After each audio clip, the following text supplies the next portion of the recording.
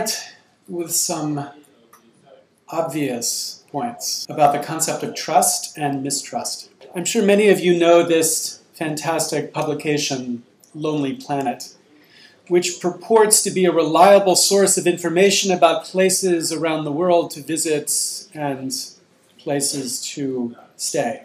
How does it achieve its reliability? Well, as Lonely Planet describes it on its cover, Lonely Planet books provide independent advice. Lonely Planet do not accept advertising in guidebooks, nor do we accept payment in exchange for listing or endorsing any place or business. Lonely Planet writers do not accept discounts or payments in exchange for positive coverage of any sort. Now, the point is not that money in this context would mean what they say was false.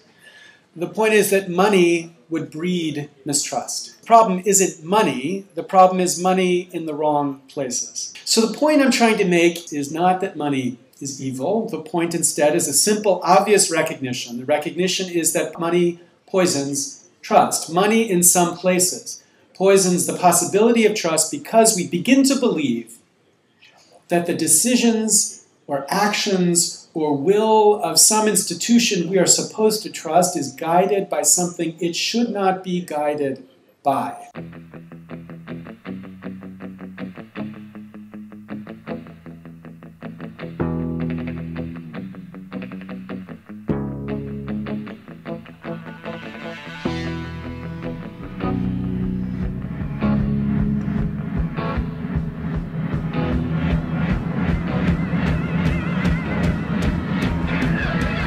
America has entered something we might call an age of authenticity.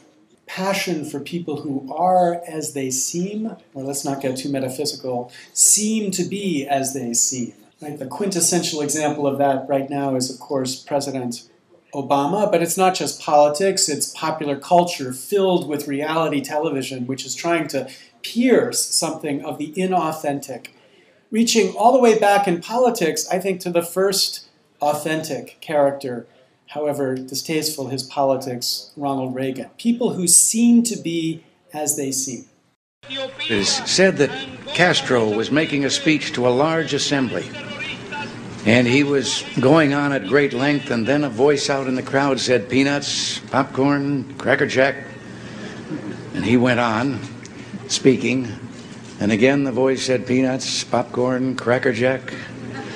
And about the fourth time this happened, he stopped in his regular speech.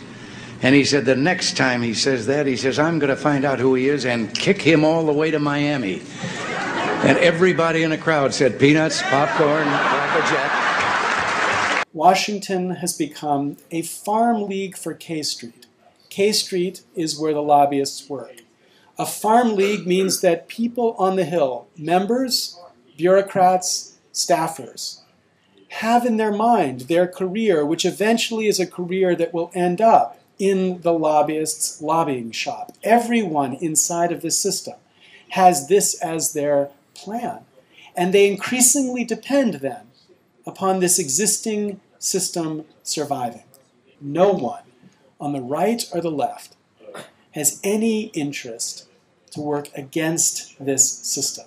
They depend upon this system for their career.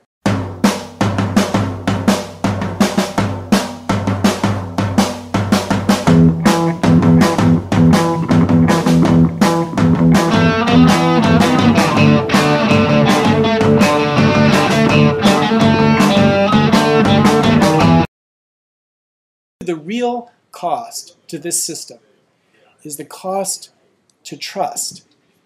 It is the mistrust it engenders, at least the mistrust in this institution. In my district in California, 88% of people believe money buys results in Congress, leading to this extraordinary statistic published last July.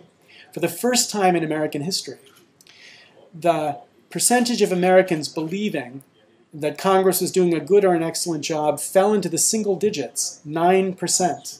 There were more people who believed in the British crown at our revolution than believe in Congress today.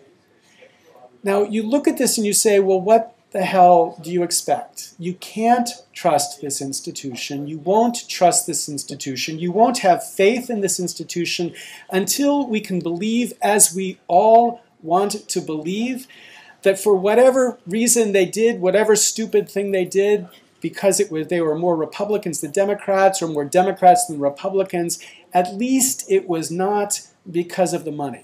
It's this deep desire to believe that the sins or the virtues that we observe are the authentic sins and virtues of this institution.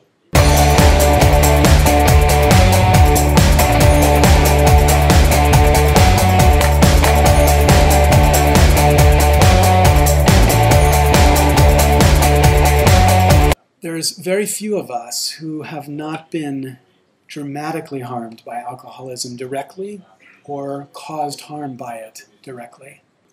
So think about the alcoholic. He could be losing his family, his job, his liver. These are extraordinarily important problems, the most important problem he could face. But what we all know is he won't solve these problems until he solves his alcoholism first. So it's not that that's the most important problem. It's not. It's the first problem. And so too is it with us in the United States. There's no end to the problems we face, extraordinarily significant, from global warming even to copyright policy. But we won't address these problems sensibly until we solve this first problem first. If it's not us that solves this problem, if it's not with this technology that we can solve this problem, who will? Because the most outrageous part is that the corruptions here are primed by the most privileged in our society, and they are permitted by the passivity of the most privileged as well. Thank you very much.